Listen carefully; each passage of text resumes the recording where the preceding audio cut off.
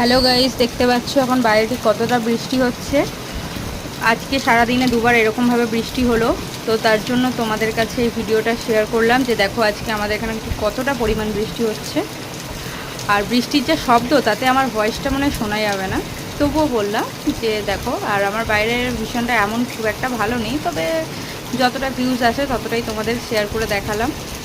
দেখতে থাকো যে কতটা পরিমাণ বৃষ্টি।